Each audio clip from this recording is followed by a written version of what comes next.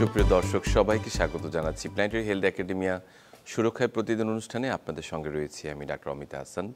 আমরা আসলে এই অনুষ্ঠানে স্বাস্থ্যের বিভিন্ন দিক নিয়ে আলোচনা করে থাকলেও যে স্বাস্থ্য ব্যবস্থার যে মূল কাঠামোটি যেটির মাধ্যমে সেটি গড়ে ওঠে সেটি নিয়ে কিন্তু কথা বলে থাকি। আজকে সেরকম একটি বিষয় নিয়ে কথা বলতে চাই, সেটি হচ্ছে তৃণমূল থেকে নগর স্বাস্থ্য ব্যবস্থা।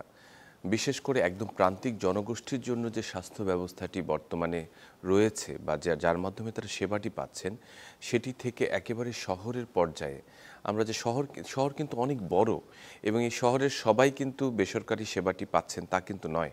সেখানে কিন্তু বিভিন্ন শ্রেণীর মানুষ রয়েছেন। তাদের যে নগর স্বাস্থ্য ব্যবস্থাটি সেটির অবস্থাটিকে এটি কিন্তু অনেক সময় অবহেলিত থেকে যায়। আমরা প্রান্তিক জনগোষ্ঠীর কথা বা একদম রুরাল যে পিপল যে স্ট্রাকচারটি রয়েছে সেটিকে নিয়ে অনেক সময় কাজ করি, কিন্তু নগরের যে একটি স্ট্রাকচার রয়েছে সেটি কিন্তু আমরা অনেক সময় চিন্তার বাইরে চলে যাই। একদম তৃণমূল থেকে নগর স্বাস্থ্য ব্যবস্থায় যে একটি প্রাইমারি হেলথ কেয়ার এবং সবার জন্য যে স্বাস্থ্য ব্যবস্থাটি রয়েছে সেটি নিয়ে আজকে কথা বলতে চাই এবং সেই প্রসঙ্গে কথা বলার জন্য আমাদের সঙ্গে যুক্ত রয়েছেন অনলাইনে ডাক্তার শাফি ভুইয়া, সহযোগী অধ্যাপক, school of public health, university of Memphis, যুক্তরাষ্ট্র, faculty, Dalla Lana school of public health, university of Toronto. তিনি যুক্তরাষ্ট্র থেকে আমাদের সঙ্গে সরাসরি যুক্ত হচ্ছেন। স্বাগত ডাক্তার শাফি ভুইয়া। ধন্যবাদ আমাকে যুক্ত করার জন্য। জি, আমরা শুভেচ্ছা। অবশ্যই আমরা আসলে আজকে আপনার কাছ থেকে একেবারে আপনি সবচেয়ে আমরা বলবো যে চিকিৎসা ব্যবস্থার একটি সুগঠিত যে সিস্টেম রয়েছে সেই সিস্টেমের সাথে কাজ করেছেন এবং এদেশের প্রান্তিক জনগোষ্ঠীর সাথেও কাজ করেছেন। আপনার এই যে ভিন্ন রকমের দুটি অভিজ্ঞতা রয়েছে, একই সঙ্গে সেই জায়গাটি থেকে জানতে চাচ্ছি যে তৃণমূল থেকে নগর স্বাস্থ্য ব্যবস্থার যে কাঠামোগত দিকটি রয়েছে সেটি অনেকটাই প্রশংসনীয়। আমরা দেখেছি একেবারে ইউনিয়ন সাব সেন্টার হেলথ থেকে কমিউনিটি ক্লিনিক, একদম শহরের কিছু আরবান কিছু ক্লিনিক রয়েছে, কিন্তু এই যে সেবাটি যেটি আসলে মানুষ পাচ্ছে সেই জায়গাটির মধ্যে এর গ্যাপ বা কমতি কতখানি বা এর বাস্তবিক প্রায়োগিক দিকগুলো আসলে কতখানি প্রয়োগ হচ্ছে না সেটি একটু জানতে চাই আপনার কাছ থেকে। ধন্যবাদ ডক্টর অমিত। আমি আসলে খুবই প্রশংসা করবো যে এটা অত্যন্ত সময়োপযোগী একটা আলোচনা, যখন আমাদের দেশের সংস্কার কমিশন স্বাস্থ্য সংস্কার নিয়ে কথা বলছেন। আমাদের এই আলোচনা সত্যি খুবই গুরুত্বপূর্ণ। বাংলাদেশের গ্রাম, তারপর ইউনিয়ন, উপজেলা, জেলা, বিভাগ যদি চিন্তা করি, আমাদের অত্যন্ত সুন্দর একটি স্বাস্থ্য কাঠামো বিদ্যমান বলাই বাহুল্য। কিন্তু এই স্ট্রাকচারের ভিতর যে হেলথ হিউম্যান রিসোর্স দের বিন্যাসটা থাকা প্রয়োজন, সেটা হয়তো এখনো ঠিকভাবে গড়ে ওঠেনি। এবং আরো যদি স্পষ্ট করে বলতে চাই, মনে করুন হেলথ এডুকেশন সিস্টেমটা শহর কেন্দ্রিক, কিন্তু যেটা গ্রামের সাথে পুরোপুরি সংগতিপূর্ণ নয়। যেমন আমি একটা উদাহরণ দিয়ে যদি বলতে চাই, পার্শ্ববর্তী থাইল্যান্ড যদি আমরা চিন্তা করি বা ইন্দোনেশিয়া চিন্তা করি, আমরা অনেক ক্ষেত্রে দেখতে পাই কমিউনিটি ক্লিনিক অথবা এটাকে বলা হয় যে হেলথ প্রমোটিং হসপিটাল। ওখানে চিকিৎসার ব্যবস্থাটা মোটামুটি ওষুধের উপর ডিপেন্ডেন্ট না, সেটা মোস্টলি নির্ভর করে মানুষের preventive care, infectious disease control, hygiene and so on. এটা দিয়ে কি হয়, এটা দিয়ে স্বাস্থ্য বা হেলথ প্রমোশন যথার্থভাবে প্রয়োগ করতে পারে গ্রামের জনগোষ্ঠীর উপর। কেন, তাদের তো ক্যাশ পয়সার অভাব আছে, তাই না? তাদের পক্ষে আউট অফ দ্য পকেট টাকা খরচ করে অসুস্থ হওয়ার পর সেই চিকিৎসা দেওয়াটা সম্ভব না। সো এই জিনিসটা এনশিওর করতে হলে আমাদের এই জনগোষ্ঠীটা যা স্বাস্থ্য সেবা দিবেন সেটাকে করে তুলতে হবে। এই একটা সাপ্লাই সাইড একটা প্রবলেম। আদার ডিমান্ড সাইডে আমরা যদি দেখতে চাই, তারা অনেক সময় জানেন না আসলে কোন জায়গাটার মধ্যে কি সেবাটা কিভাবে তারা পেতে পারে। সেটিও একটি মানে কমিউনিকেশন প্রবলেম আছে, সেটা আমাদের এনশিওর করা প্রয়োজন। এবং এগুলো হচ্ছে আমাদের ইমিডিয়েট ফিক্স করা যায়, যেটাতে এত অর্থ প্রয়োজন নাই। প্রয়োজনীয় অবকাঠামোকে ব্যবহার করে ট্রেন্ড ম্যান পাওয়ারকে সম্পৃক্ত করে এই জিনিসগুলো করা যায়। যেমন এক্সাম্পল, আমাদের দেশে গ্রাম পর্যায় থেকে ফ্যামিলি ওয়েলফেয়ার সেন্টার বা রুরাল ডিসপেন্সারি, বা আপনি বলুন অতি সাম্প্রতিক বেশ আলোচিত কমিউনিটি ক্লিনিক, এইসব কেন্দ্রসমূহে বা এইসব কেন্দ্রের আশেপাশে যেসব স্টেক হোল্ডার রয়েছেন তাদের সম্পৃক্ততা কতটুকু, এটা ভেবে দেখার সময় আছে। আমরা অনেক সময় বলে থাকি প্রাইভেট পাবলিক পার্টনারশিপ, আমরা যদি এই এই এই স্ট্রাকচারটাকে এইভাবে ব্যবহার করতে পারতাম, পারি, এখনো সময় আছে, এটা কিন্তু অত্যন্ত জনমুখী করা যায়, যেটাতে আমাদের তৃণমূলের স্বাস্থ্যসেবাটা কাভার হবে। অন দ্য আদার হ্যান্ড, আপনারা জানেন যে শহর ভিত্তিক আরবান প্রাইমারি হেলথ কেয়ার সেন্টারগুলো আছেন, সেগুলি সিটি কর্পোরেশন ম্যানেজ করে থাকে। একদিকে ডিজি হেলথ, স্বাস্থ্য মেডিকেল কলেজ হাসপাতালগুলো ম্যানেজ করেন, সিটি কর্পোরেশন এগুলো ম্যানেজ করেন। এই যে দুটোর মধ্যে একটা সমন্বয়, এটার অভাব রয়েছে। এই সমন্বয়গুলো যদি আমরা করতে পারি তাহলে কিন্তু আমাদের স্বাস্থ্য ব্যবস্থাটা অন্যরকম হবে। আমাদের যে কোনোভাবে বেরিয়ে আসতে হবে, আমাদের অতিরিক্ত হাসপাতাল বানাতে হবে, আমাদের অতিরিক্ত বেড সংখ্যা বাড়াতে হবে, অতিরিক্ত যন্ত্রপাতি কিনতে হবে। এই জিনিসগুলো একটা একটা একটা শেষ হওয়া দরকার। আমাদের নজর দেওয়া উচিত কিভাবে একটা গ্রামীণ জনগোষ্ঠী বা শহরের যারা যাদের ডেইলি জীবিকার উপর ডিপেন্ড করে তাদের চলতে হয়, তারা যদি অসুস্থ হয় শহরের কোনো হাসপাতালে যায়, তাদের অবশ্যই প্রাইভেট হাসপাতালে যান বা সরকারি হাসপাতালে যান, তাদের ইনভেস্টিগেশন, তাদের মেডিসিন সবকিছু অনেক কিছু কিনতে হয়। সেটাকে আমরা বলি out of the pocket expenditure. সেটা তাদের জন্য খুবই মারাত্মক একটা পারিবারিক একটা বিপর্যয়ের দিকে নিয়ে যায়, সেই সাথে মানসিক বিপর্যয়ের দিকে নিয়ে যায়। সেটা থেকে আমাদের বেরিয়ে আসতে হবে। জি, যথার্থ, একদমই সঠিক বলেছেন। আমি যে কথাটি যোগ করতে চাই যে আউট অফ পকেট এক্সপেন্ডিচার একটি বড় একটি বার্ডেন, বা আমি বলবো যে ভারবাহী একটি বিষয় হয়ে দাঁড়ায়, বিশেষ করে যে আমাদের সিস্টেম। এবং একই সঙ্গে যে দুটি ধারা বিদ্যমান, যে সরকারি যে একটি চিকিৎসা ব্যবস্থা, একই সঙ্গে প্যারালালি যে প্রাইভেট সেক্টরটি রয়েছে, সেটির মধ্যেও কিন্তু একেবারে আকাশ পাতাল একটি পার্থক্য রয়েছে সেবায় এবং খরচের দিক থেকে। আমরা সে প্রসঙ্গে আসবো, তার আগে একটি ব্যাপার আপনাকে জানতে চাই, সেটা হচ্ছে এখন পর্যন্ত আমরা সাধারণত কিউরেটিভ হেলথ কেয়ারের দিকে বেশি নজর দিয়েছি, যে অসুস্থ হলে তারপর তাকে অ্যাড্রেস করা হচ্ছে, বা এর আগ পর্যন্ত কিন্তু তার কোনো আমি বলবো যে মনোযোগ নেই, বা সেই জায়গাতে কোনো গুরুত্ব দেওয়া হয়নি। তো এই যে প্রিভেন্টিভ হেলথ কেয়ারটাকে আপনি গুরুত্ব দিচ্ছেন, যে এই প্রিভেন্টিভ হেলথ কেয়ারের উপর যদি আমি ইনভেস্ট করি, তাহলে সেটি ভবিষ্যতের কিউরেটিভ হেলথ কেয়ারের যে বিশাল পরিমাণ খরচ সেটিকে কমিয়ে আনতে পারে। এই সংস্কার কমিশনের কাছে আসলে আপনার প্রত্যাশা কি, যে প্রিভেন্টিভ হেলথ কেয়ারকে একেবারেই প্রান্তিক থেকে শহরকেন্দ্রিক যে সার্বজনীন যে স্বাস্থ্য ব্যবস্থা বা প্রাইমারি হেলথ কেয়ার কথা বলা হয়েছে, সেটিকে কিভাবে তারা আনতে পারেন, বাস্তবিক রূপ দিতে পারেন? এটা এটা অত্যন্ত সময়োপযোগী একটা সিদ্ধান্ত হবে যদি সংস্কার কমিশন এই জিনিসটিকে তারা অঙ্গীকারবদ্ধ করে বা লিপিবদ্ধ করে অঙ্গীকারবদ্ধ করতে পারেন আগামী সরকার যারাই আসুক, যে আমাদের স্বাস্থ্য ব্যবস্থা একটি কমিশনের মাধ্যমে এবং বিভাগীয় পর্যায়ে ডিসেন্ট্রালাইজ করে আমাদের উপজেলা, জেলা, বিভাগীয় শহর পর্যন্ত নিয়ে ওখানে যদি আমরা প্রাইমারি হেলথ কেয়ার কে আমরা ইন্ট্রোডিউস করতে পারি, তাহলে ব্যাপক আকারে আমাদের স্বাস্থ্য ব্যবস্থার উন্নতি হবে। এবং আমি এই কথা দায়িত্বহীন কণ্ঠে বলতে পারি, দায়িত্ব নিয়ে, যে পরিমাণ বাজেট আমাদের দেশে খরচ করা হচ্ছে বর্তমানে, তার থেকে অল্প বাজেটে এটা করা সম্ভব হবে যদি আমরা প্রাইমারি হেলথ কেয়ার অ্যাপ্রোচ করি। এবং আমাদের বেশি দূর যাওয়ার প্রয়োজন নয়। আমরা ইন্দোনেশিয়া বা মালয়েশিয়া বা আশেপাশের দেশগুলোতে আমরা গেলে, ইভেন ভুটান গেলে আমরা দেখতে পাবো এই ধরনের ব্যবস্থার সুফল কিভাবে মানুষ পাচ্ছে, জনগণ পাচ্ছে। তো সবকিছু কিন্তু আমাদের ট্রিটমেন্ট ওরিয়েন্টেড। এটা কিন্তু আমাদের একটি একটি অনুন্নত দেশ বা গরিব দেশ হিসাবে এটা কিন্তু টেকসই টেকসই নিশ্চয়তা বিধান করে না। কাজে কাজে আমাদের সংস্কার কমিশনের অবশ্যই উচিত প্রাইমারি হেলথ কেয়ার মডেলটাকে মানুষের দোরগোড়া পর্যন্ত নিয়ে যাওয়া ডিসেন্ট্রালাইজের মাধ্যমে। এখানে আমাদের দেশে এখন top to bottom approach system কাজ করছে।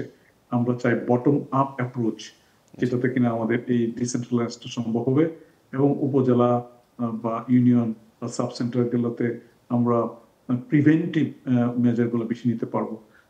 যেটা কিনা এক্সাম্পল যদি আমি বলি, বাংলাদেশে আপনি দেখবেন যে প্রচন্ড পরিমাণ টিবি এবং সংক্রামক ব্যাধি ছড়িয়ে যাচ্ছে।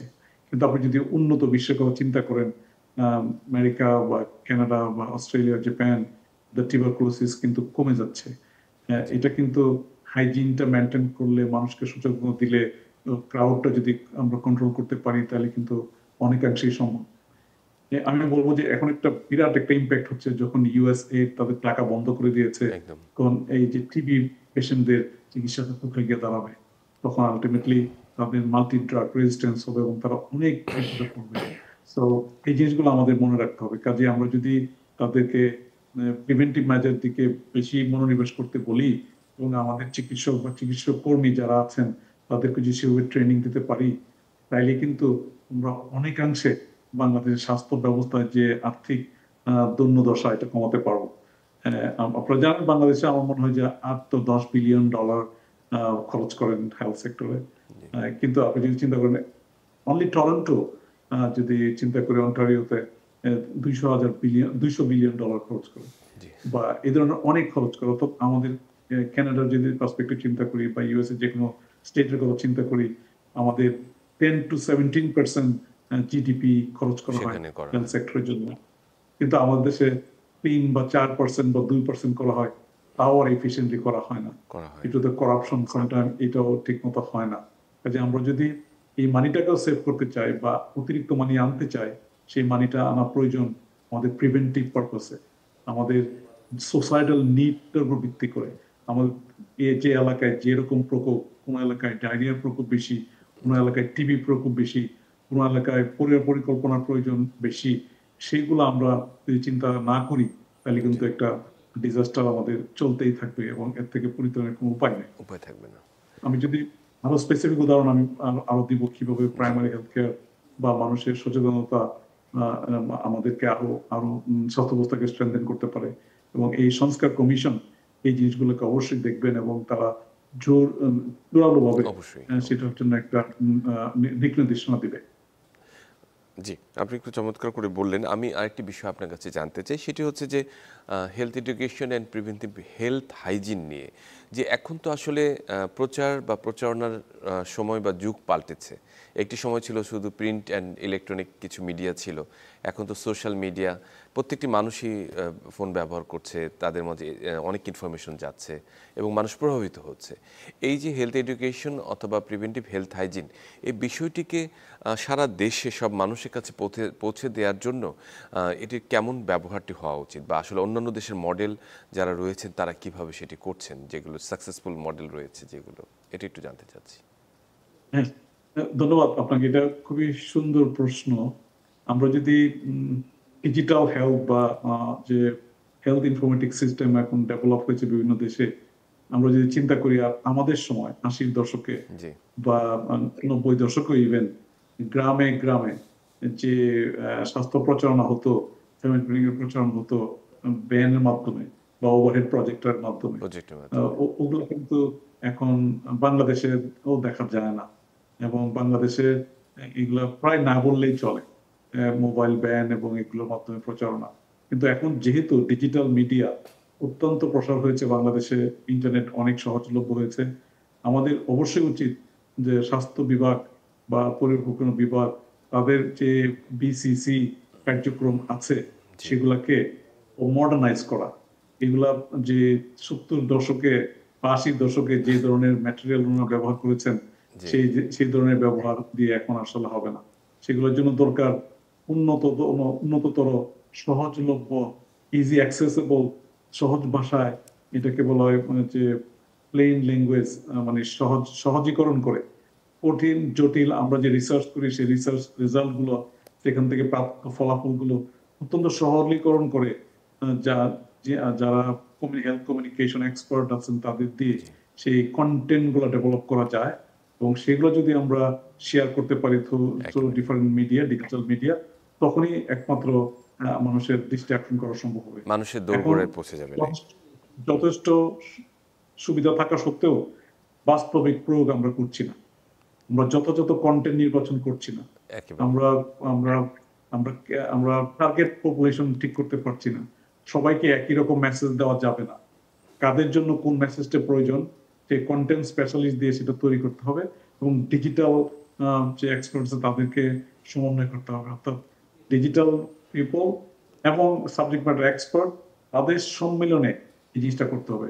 এটা আমাদের দেশে যে সমস্যাটা এখন আমি দেখতে পাই আমার মতে, হয়তো বাংলাদেশে এটা সমস্যা নাও মনে করতে পারেন, যে স্বাস্থ্য বা পরিকল্পনা অধিদপ্তর বা যে ব্যবস্থা যারা আছেন তারা বড় বড় টেন্ডার, নিয়োগ, বদলি নিয়ে বেশি ব্যস্ত। জি। তারা কোনোভাবে চিন্তা করেন না আমার মনে হয় যে আমাদের ওয়েবসাইটের মধ্যে কিভাবে প্রিভেন্টিভ ব্যবস্থার জন্য উপর স্ট্রেনদেন করা যায়, আমাদের এমআইএস সিস্টেমে কিভাবে স্ট্রেনদেন করা যায়, এটা আমাদের মনে হয় মনোযোগ দেওয়া এখন মনোযোগ উত্তম দেওয়া সময়। একেবারে জরুরি। যে আপনি একদম মূল জায়গাটিতে আসলে কথা বলেছেন, যে এই জায়গাটিতে আসলে মনোযোগ খুব জরুরি। আমরা আসলে তৃণমূল থেকে নগর স্বাস্থ্য ব্যবস্থা নিয়ে কথা বলছিলাম। আমরা ফিরে আসবো একটু পর, নিশ্চয়ই আরো আলোচনা আমরা যুক্ত হব, সঙ্গেই থাকুন।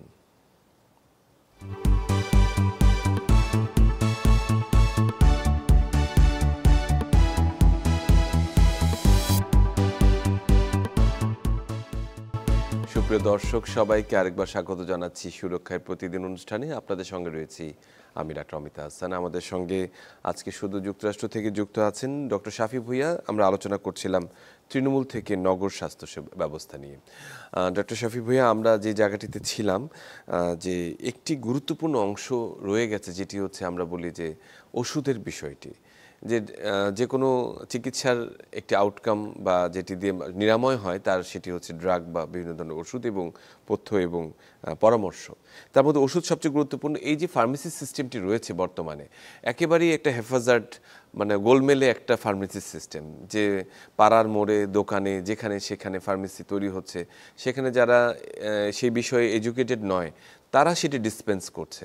তারা নিজেরা, বাংলাদেশের মানুষ সবাই নিজের ইচ্ছে মতো ওষুধ কিনতে পারছে। আপনি অ্যান্টিবায়োটিকের কথা বলেন, ব্যথার ওষুধের কথা বলেন, এমনকি ক্যান্সার ওষুধের কথা বলেন, চাইলেই দিয়ে দিচ্ছে প্রেসক্রিপশন ছাড়াই। এই যে একটি গোলমেলের সিস্টেম, এটিকে সংস্কারের আওতায় আনা উচিত। এবং একই সঙ্গে ওষুধের দামটি নির্ধারণের ক্ষেত্রে অনেক সমস্যায় ভুগতে হয়, যে ওষুধ মানুষের নাগালের বাইরে চলে যাচ্ছে। সরকারি বেসরকারি সব, এই যে দুটি ব্যবস্থার যে পার্থক্য রয়েছে, এই ব্যবস্থা সম্পর্কে একটু কি ধরনের সংস্কার চান আপনি, প্রত্যাশা? ধন্যবাদ। এটা এটা অত্যন্ত জরুরি। আমি বলবো যে বাংলাদেশে, আমি জানি না আমি কিভাবে এটা আর্টিকুলেট করবো, বাংলা যদি বলতে হয়, ড্রাগ স্টোর আর ফার্মেসি টু ডিফারেন্ট থিং। বাংলাদেশে কোনো ফার্মাসি সিস্টেম ডিসপেন্স করার মতো হাসপাতালগুলোতে, সরকারি হাসপাতালগুলোতে নাই বললেই চলে। কিন্তু আমি এটাকে দেখতেছি একটা ভয়াবহ একটা দুর্যোগ সামনে আমাদের অপেক্ষা করছে। যে কোনো রাস্তার কর্নারে একটা ড্রাগ স্টোর হচ্ছে এবং ওনারা যে কোনো প্রেসক্রিপশন বা প্রেসক্রিপশন ছাড়াই মানুষজনকে সব রকম অ্যান্টিবায়োটিক দিয়ে যাচ্ছেন এবং মানুষজন খাচ্ছেন, যার ফলে বিরাট একটা ডিজাস্টারের সম্ভাবনা অত্যন্ত নিকটে চলে আসছে বলে আমার ধারণা। এবং এই জিনিসটাকে বন্ধ করার জন্য আমাদের দেশে অবশ্যই বিদ্যমান ল আছে, কিন্তু সেটার প্রয়োগ হয়তো ঠিক মতো হচ্ছে না। তো আমি শুনতে পাচ্ছি বর্তমান তত্ত্বাবধায়ক সরকারের যিনি সহকারী উপদেষ্টা হিসেবে আছেন, উনি অত্যন্ত বিজ্ঞ। ওনাদের প্রোগ্রাম পরিকল্পনা শোনার সৌভাগ্য হয়েছে অল্প একটু, যে ওনারা একটা চেইন ফার্মাসি সিস্টেম তৈরি করতে যাচ্ছেন বিদেশের আদালতে। আমরা কি করি, আমরা জাপান বা থাইল্যান্ড বা কানাডা, ইউএসএ, আমরা যদি ডাক্তারের কাছে যাই, যদি প্রাইভেট প্র্যাকটিসে যাই, সেখান থেকেও প্রেসক্রিপশন দেওয়া হয়, সেটা ওনারা স্ক্যান করে বা ই ট্রান্সফারের মাধ্যমে ওনারা এটাকে ফার্মেসিতে পাঠিয়ে দেন। আমরা শুধু ফার্মেসিতে যে আমাদের ইউনিক যে আইডি কার্ড আছে, আমাদের যে হেলথ কার্ড থাকে বা ইন্স্যুরেন্স কার্ড থাকে, আমরা সেটা দেখিয়ে আমাদের প্রয়োজনীয় ওষুধগুলো আমরা নিয়ে থাকি। বাংলাদেশে তো এগুলার আমি সরকারি হাসপাতালে দেখি নাই, হয়তো প্রাইভেটে যারা অত্যন্ত এলিট শ্রেণীর প্রাইভেট ক্লিনিক সেখানে তো থাকতে পারে, ওটা আমার জানা নেই এখনো। কিন্তু আমি বলবো যে সাধারণ জনগোষ্ঠী এটা কিন্তু সুফল এখন পাচ্ছেন না, বিকজ এটার ডিসপেন্স সিস্টেমটা এখনো তৈরি হয়নি। এবং এটা আমার মনে হয় যে একটা সংস্কার যদি প্রয়োজন স্বাস্থ্য ব্যবস্থায়, যা অতি জরুরি এবং এক মুহূর্তে এটা করা যায়, একটা এসআরও জারের মাধ্যমে করা যায়, অধ্যাদেশ জারি করে করা যায়, যে যে কেউ বাংলাদেশের যে কোনো পেশেন্টকে তার বৈধ ফার্মাসির লাইসেন্স ব্যতীত ফার্মেসিতে ওষুধ বিক্রি করতে পারবে না, এবং যে কেউ যে কোনো ওষুধ ওভার দ্য কাউন্টার কিনতে পারবে না যদি প্রয়োজনীয় রেজিস্টার্ড চিকিৎসকের পরামর্শ না পান। এটা থেকে কোনোভাবেই এটাকে এলাও করা উচিত না। কিন্তু আমি জানি না সেটা কতদিন সেটা কতদিন আমাদের অপেক্ষা করতে হবে, বাট এটা কিন্তু করা সম্ভব। এখন আমরা শোনা যাচ্ছে যে সরকার একটি চেইন ফার্মেসি সিস্টেম চালু করবেন, আমরা সেটা দেখার অপেক্ষায় থাকলাম। কিন্তু এমন না যে ওভারনাইট আমরা শেষ করতে পারবো জিনিসটি, কিন্তু আমাদের এখন থেকে শুরু করতে হবে, রাইট নাও। এখন যদি না শুরু করি আমরা কখন শুরু করব? জি। আমি এটা বলতেছি কারণ হচ্ছে যে এটা বাংলাদেশের একটা বিরাট ভয়াবহ যে যে কোনো ফার্মেসিতে যে কোনো রকম ওষুধ পাওয়া যায়, যে কোনো ফার্মেসি যে কোনো কোম্পানির দ্বারা প্ররোচিত হয়ে ওদের প্রোডাক্টটা সেল করতে চায়, ওদের গুণ বা গুণগত মান সম্পর্কে মানুষকে সম্যক ধারণা না দিয়ে এটাকে তারা সেল করতে চায়। এবং এক শ্রেণীর চিকিৎসা পেশা কর্মকর্তা কর্মচারীরাও এটার সাথে জড়িত। কোন কোম্পানির ওষুধ কিভাবে বিক্রি করলে তাদের পকেটে কিছু কমিশন আসবে, সেটাও আমাদের তথ্য উদ্ঘাটন করতে হবে। এবং জিনিসটাকে একটা ট্রান্সপারেন্সি আনতে হবে, একটা সিস্টেমের মধ্যে আনতে হবে। আদারওয়াইজ হেলথ সিস্টেমে আমরা অলওয়েজ কথা বলি ডাক্তার, নার্স, হসপিটাল, বেড, যন্ত্রপাতি, টেন্ডার ইত্যাদি ইত্যাদি। আমরা কিন্তু ফার্মেসি নিয়ে খুব কম কথাবার্তাই বলি। ফার্মেসি কিন্তু অত্যন্ত প্রয়োজনীয় part of the health system, এবং এটা গ্রামের থেকে শুরু করে শহর যেখানেই আপনি বলুন না কেন, এই জিনিসটা আমাদের অবশ্যই সংস্কারের মধ্যে আনা অতীব জরুরি।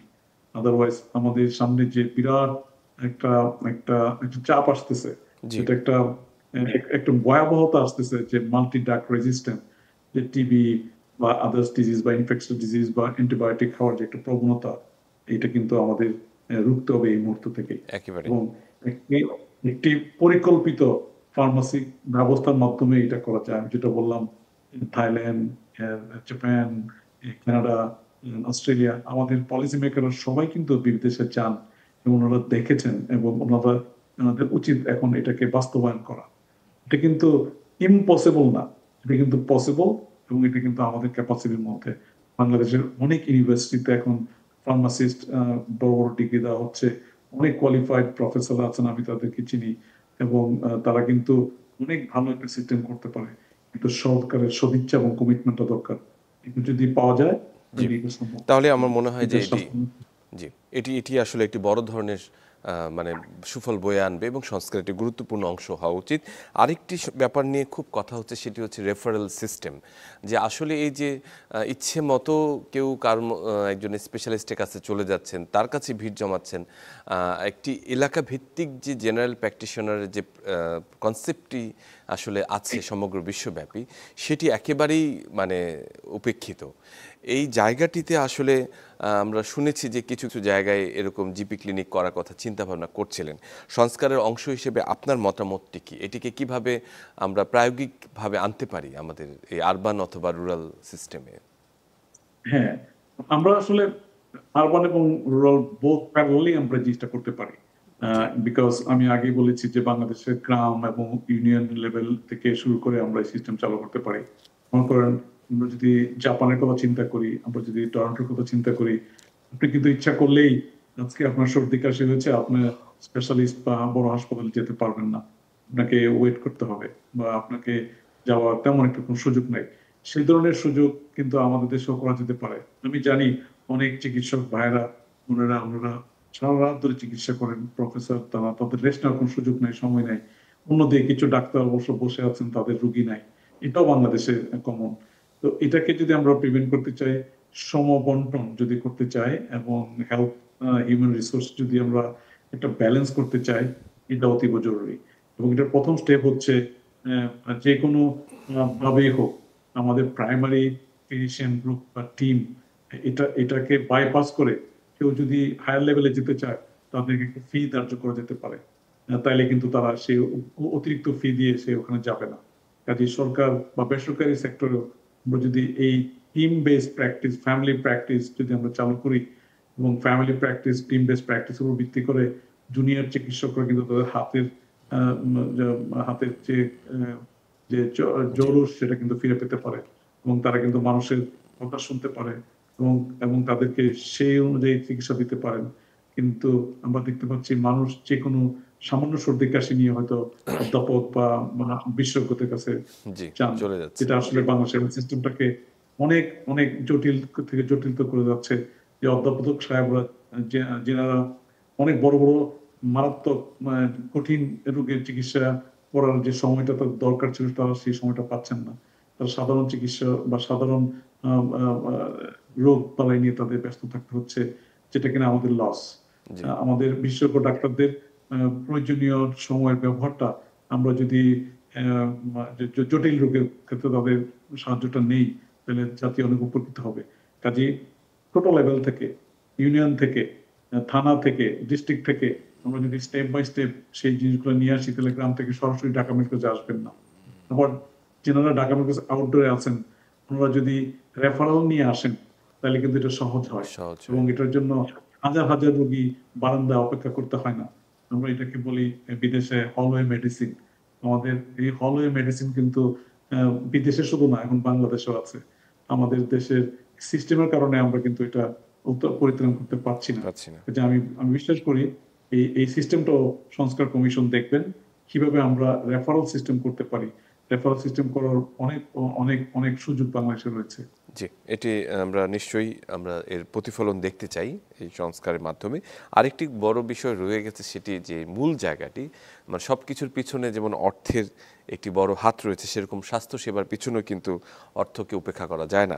এবং হেলথ ইন্স্যুরেন্স এটি আলোচিত বিষয় ছিল যে আসলে এটি কতখানি মানুষকে সুরক্ষা দিতে পারবে। একই সঙ্গে যে আউট অফ পকেট এক্সপেন্ডিচার আপনি শুরুতেই বলেছেন, যে সরকারি সেবা নিতে গেলেও তাদের প্রায় 78% টাকা তাদের নিজের পকেট থেকে খরচ করতে হচ্ছে। এবং বাংলাদেশের সব শ্রেণীর মানুষ তো একই সমান পরিমাণ অর্থনৈতিক স্বাবলম্বী নয়। যে এই যে যারা নাকি নিম্ন আয়ের মানুষ রয়েছে, তাদের জন্য একটি কোয়ালিটি স্বাস্থ্য ব্যবস্থা গ্রহণের সুযোগটি কতখানি রয়েছে এই আমরা বা প্রত্যাশা করেন এই নতুন স্বাস্থ্য সংস্কার কমিশনের কাছে, এবং কিভাবে এই হেলথ ইন্স্যুরেন্স বা খরচের ব্যাপারটিকে মিনিমাইজ করা যায়? ধন্যবাদ। বিদেশে যেরকম আপনার যদি একটা জব থাকে, আপনি অটোমেটিক একটা হেলথ ইন্স্যুরেন্সের আন্ডারে চলে আসেন। চলে আসুন।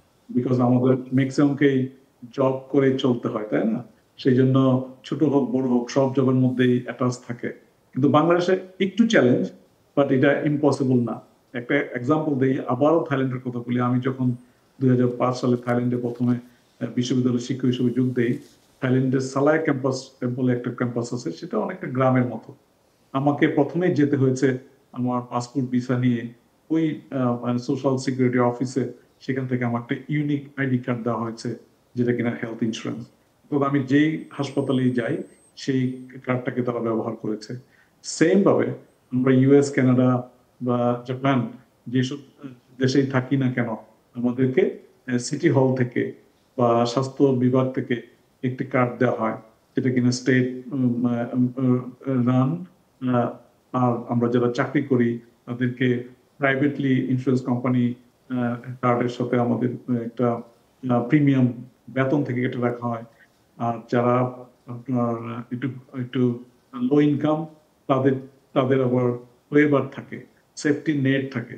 তাদেরকে যারা রিয়েলি একটা নির্দিষ্ট পরিমাণ অঙ্কের বেতনের নিচে তাদের স্যালারি হয়, তাদেরকে সরকারের সিস্টেম থেকে এই ইন্স্যুরেন্সের ফেসিলিটি দেওয়া হয়। জি তো বাংলাদেশে যেহেতু not so many people engage in the job, so এটা আমাদের চিন্তা করতে হবে যে সরকারি লেভেল থেকে কিভাবে সরকারের যে ইউনিক এনআইডি, সেই এনআইডিটাকে ইউজ করে তাদের সোশ্যাল স্ট্যাটাসটা জেনে একটা ইন্স্যুরেন্স কার্ড দেওয়া যায়, যেখানে সরকার সাপ্লিমেন্ট করবেন, কিন্তু যারা চাকরি করবেন তারা তাদের কন্ট্রিবিউশন দিবেন। যাদের চাকরি নাই বা তারা শ্রমজীবী, যারা কৃষক, তাদেরকে নামমাত্র মূল্যে তাদেরকে স্বাস্থ্য ব্যবস্থাটার মধ্যে আনা হবে। তবেই কিন্তু আমরা আউট অফ দ্য পকেটের এক্সপেন্ডিচারটা কমাতে কমাতে পারবো। পারবো। এখন দেখা যাচ্ছে বাংলাদেশের যে সব কারণে মানুষ দরিদ্র হচ্ছে, একটা অন্যতম কারণ হচ্ছে স্বাস্থ্য ব্যবস্থায় খরচের জন্য। একেবারে। তারা অল্পতেই বড় বড় সিটিতে চলে আসছেন, প্রাইভেট হসপিটালে যাচ্ছেন, লাখ লাখ টাকা আইসিইউ বিল দিচ্ছেন, এটার ভিতরে জমি জমা জমি গরু জমা গরু বিক্রি করে। বিক্রি করে জি তারা কিন্তু আসলে নিঃস্ব হয়ে যাচ্ছে। এটা কোনোভাবেই একটা সভ্য দেশে আমরা সাইড লাইনে বসে দেখতে পারি না। মানে এখানেও সংস্কার কমিটির একটা বিরাট ভূমিকা আছে। যেহেতু আমাদের দেশে অলরেডি একটা এনআইডি ব্যবস্থা প্রবর্তিত হয়েছে, সেই এনআইডিটাকে ইউজ করে আমরা ন্যাশনাল হেলথ ইন্স্যুরেন্স একটা একটা অথরিটি করা দরকার, প্রয়োজনীয় জি social security NID insurance company করা উচিত বা একটা বডি করা উচিত। তখনই জি কিন্তু আমাদের দেশের স্বাস্থ্য ব্যবস্থাটা একটা মানে একটা সুন্দর একটা একটা একটা রোড এর মধ্যে পড়বে, একটা হাইওয়েতে যাবে, যেটা আমরা সামনের দিকে এগিয়ে যেতে পারবো।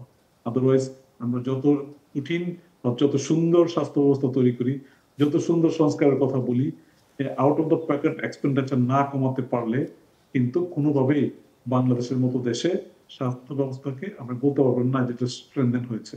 জি, এটা কাজে এটা এটা একটা বিরাট বিরাট বিরাট বিষয়। চ্যালেঞ্জ এবং আরেকটা বিষয় আমি জানি না জি আপনি বলুন। আলোচনা করবেন কিনা, কোয়ালিটি রেসপেক্ট।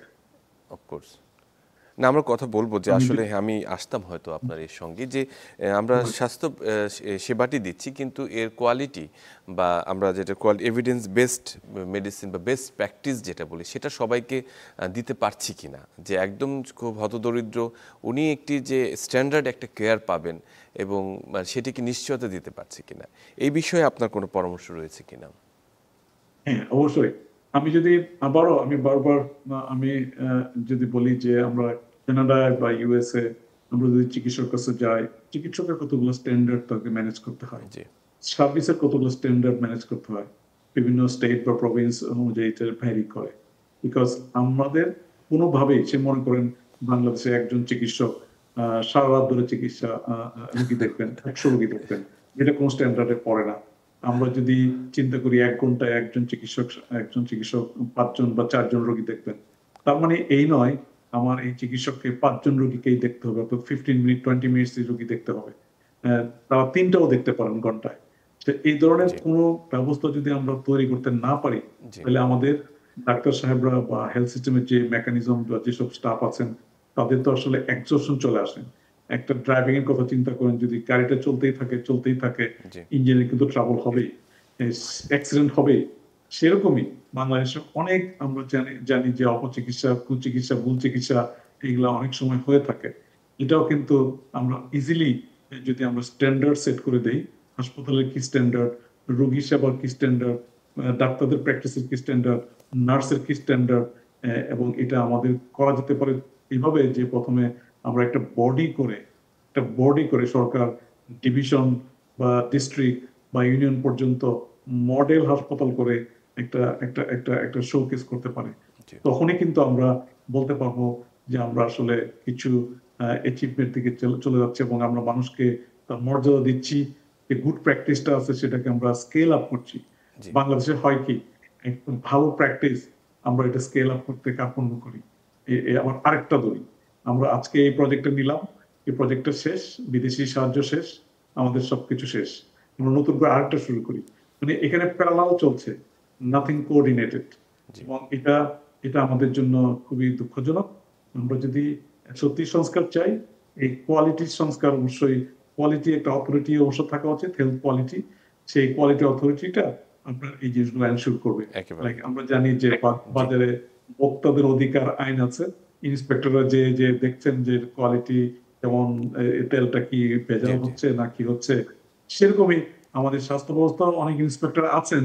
কিন্তু আমার বড় জানতে ইচ্ছা করে সেই কোয়ালিটির জন্য যে স্ট্যান্ডার্ড গুলো এটা সঠিকভাবে মানুষ জানেন কিনা, সেটি সেই যদি না জানে প্যারামিটারগুলো। কেউ জানতে চায় জি সেই প্যারামিটার গুলো। জি, অসংখ্য ধন্যবাদ ডক্টর শাফি ভুঁইয়া। আপনি আজকে মানে বাংলাদেশের একদম তৃণমূল থেকে নগর স্বাস্থ্য ব্যবস্থা সম্পর্কে যে সংস্কারের সময়টি চলছে, এই সময়ে খুব গুরুত্বপূর্ণ কিছু সংস্কার এবং পরিবর্তনের কথা বলেছেন, যেটি আমাদের স্বাস্থ্য ব্যবস্থাকে আরও অগ্রগামী করবে। নিশ্চয়ই ভবিষ্যতে আপনার সাথে আবারও কথা হবে। ধন্যবাদ জি, আপনাকে সুপ্রিয় সবাইকে। দর্শক, আজকে আমরা তৃণমূল থেকে নগর স্বাস্থ্য ব্যবস্থায় যে পরিবর্তনগুলো আমাদের সুন্দর স্বাস্থ্য ব্যবস্থার নিশ্চয়তা প্রদান করতে পারে, আমাদের একটি আনন্দময় সুন্দর আলোকিত দিন দেখাতে পারে, সে ব্যবস্থাগুলো নিয়ে, সেই কথাগুলো নিয়ে আমরা আজকে কথা বলেছি। নিশ্চয়ই সংস্কার কমিশন এবং বাংলাদেশে যে পরিবর্তন হতে যাচ্ছে স্বাস্থ্য ব্যবস্থায়, সেটিকে গুরুত্বপূর্ণ হিসেবে দেখবেন এবং আশা করছি আমাদের স্বাস্থ্য ব্যবস্থার উন্নয়ন ঘটবে। সবাই ভালো থাকবেন, সুস্থ থাকবেন।